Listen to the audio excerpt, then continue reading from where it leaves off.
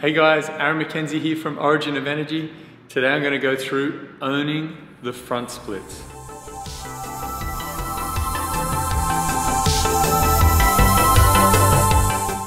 The first step to achieve the front splits is to understand why you can't already do them. So you may be someone that doesn't actually try to do them and you're just tight. But for a lot of people that are watching this, I'm sure they're already trying to improve their mobility.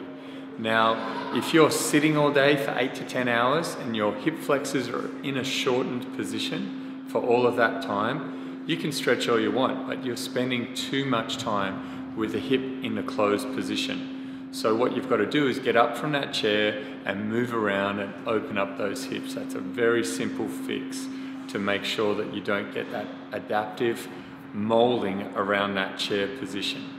Now, another reason why a lot of people are tight through the hip flexors is if your spine, sacroiliac joints, hips, or knees are unstable, then if you keep trying to stretch out those hip flexors, the body's going to fight back if that's the reason why they're tight, because it doesn't want to lose tissue integrity in those areas, and the hip flexors are holding it together. So if you do stability exercise for the lower abdominals, for the pelvic floor, for the lower back, for the deep rotators in the hip, and you balance and release that tension by stabilizing the joints, your body will let you open up more. But if it's holding on to hold your body together, it will not open up. So it doesn't matter how much you stretch. Unless there's adequate stability there, the body's not going to let go. The next step is to actively release the tension. So you may be tight in the hip flexor, through the rectus femoris, all the way down through the quad, so from the knee to the hip and to the spine. So you've got to find where that tension is and release it. The foam roller and the massage balls are great tools to release that tension. And you want to pin the muscle, then actively release it. If you find the area is too intense, you can work above or below it, or you can just reduce the amount of pressure. But the active release allows you to mobilize the muscle while it's being released. And I find that's much more effective than just rolling it out. And getting that motor control and signaling the nervous system to move and to release the tight restriction is very effective. I recommend doing foam rolling or massage ball work every day. The intensity may vary. I only recommend people go really hard on it once a week, just because it is trauma to the tissues and you do want to recover from it. But doing a light roll every day is really good, just to feel the range of motion that you have and maintain it. And then once a week, really pushing that to new boundaries. The technique I like to use is to work at around a 5 to a 7 out of 10. Not too intense. You don't want to be tightening the tissues up. If you go too hard, they're just going to fight back. So you want to work with them and do it more frequently, and then maybe once a week get closer to that 7 or a little bit above. But you do not want to go too hard in that you will create more tension. The next step is to stabilize. So doing stability exercises for the hip, band walks, doing slow squats or slow lunges that stabilize the joints is really important, so that way you've set yourself up with a good foundation. So I like doing single leg balancing drills where I'm activating the glutes, doing band walking. All of these things are very effective for stabilizing the hip and the pelvis and the knee. The next step is to strengthen through a full range of motion. Now, doing really deep lunges is a great way to open up those hip flexors and also challenge the muscle through that range so it's stronger at the end range. And this is what's going to allow you to go into a good front split. So even though there's a hamstring component, the key thing I try and get people to focus on is that hip flexor strength. When they're doing their pancake work, I really get them to focus even more on the hamstring component. But if you want a nice front split, it's really about keeping that pelvis stable and opening up that hip. Now, there's some key things that people do to compensate around their restrictions. So a lot of people will lunge down, and as they're lunging down, the lower back arches, or they hinge forward through the hip to keep that hip flexor in a shortened position. Now, you may be strengthening that front leg in a lunge, and that's great. You're getting good glute, quad, hamstring development in the front leg, but you're not challenging that hip flexor through that deep end range. And if you want to achieve the front splits, that's where you have to be strong. So I would recommend going lighter and really focusing on tucking your butt under and going really deep, and that way you'll get stronger there. Now once you can do that at light loads, by all means load it up, get heavier, and challenge the muscular system through all the variables of the fiber responses that your body can do. So don't just train 5 by 5.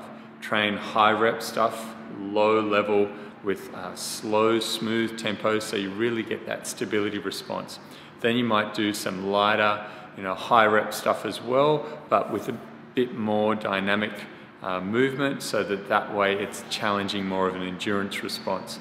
Then you want to do your classic kind of 6 to 12 reps hypertrophy, so you're getting nice muscular development through that range. Then you can do some heavier max work, so that way you're strengthening through that full range of tissue responses, so that way you really own that position. Because if you just strengthen in one of those variables, you'll find that if you challenge it with too much speed, too much load, or too much fatigue, it's just not going to like it there and it will tighten up. So you want the tissues to be super healthy through that full range of motion using all the different fiber responses. When strengthening the actual front splits, I recommend using a mixture of eccentric reps, so lowering yourself down into the front splits and getting that nice control. Now you can do that various ways. You can use a slider, you can just stand and do the hip flexor lowering and then hinge forward into that hamstring lowering, and that coupled together is going to equal that front split. You can also hold on to something when you're lowering down, so that way you're gradually getting used to more load. But you want to make sure that you're working towards that nice body weight control, because you've got to control your own body weight as a minimum. Then you can do isometric reps at that end range and get strong there like that. Then you want to do some dynamic stuff, so you're working through the range of motion for multiple reps. Now, doing that in a front split position, I like to do it with some dynamic flow movements, so that way I'm going into all different positions, coming in and out of that hip flexor and hitting it from different angles. And I find that's very effective for really owning that position. If you just challenge yourself in this perfect square position and don't strengthen it outside of that, you might get strong there, but the second you're slightly off, you'll feel weak and you'll tighten up.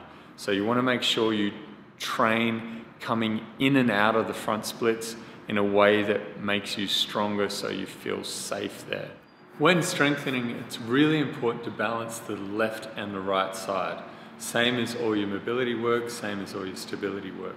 If you can go further on one side than the other side, then you're going to create an imbalance if you keep training that. So always work to the side that's tightest. Don't keep pushing the good side further. If you keep further in the imbalance, then the torsion will remain and it'll make it harder to get the results in the long term. The last tip is to use those hip flexors through a full range of motion throughout the day.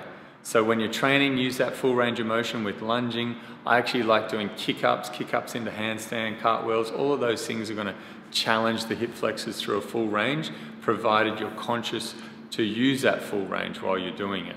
And then just through the day, if I'm working on a computer, I'll just do hip flexor stretches and just move in and out of that stretch, so that way my body knows this is what I'm meant to be doing. This is how I move, and this is me. I'm not the chair. I'm not the person that just sits over the chair all day, and I'm not going to mold my body around that. So if you don't want your body to do that, don't do it. Your body's amazing. It's so good at adapting to whatever stresses you place upon it. So if you want your body to get tight, just wear tight pants, sit in a chair all day, and your body will mold around those things. And that's another really important point, is if you do own tight pants, if you're wearing them for 10 hours a day, you are basically training your body to use less range of motion. So just like the elephant that can be controlled with a piece of string, you start that elephant off with a chain, but it feels that little bit of a pull, and then that's all you need is a bit of string to feel that pull. And it's the same with your pants. If they're tight and you're not using that range of motion, as soon as you go into a little bit more range of motion, your body goes, no, that's the tight restriction from the pants, just hold back. So you're gonna train your body to do that. So wear flexible clothing or looser clothing if you want your hips to open up, and just use it throughout the day. Don't sit in a chair all day, don't stand in one position all day, squat down, lunge down, use a full range so that way your body goes, this is cool, this is me, and I'm happy to be here. So enjoy those tips, guys, get into them, and if you've got any questions, let me know. All the best with your front splits.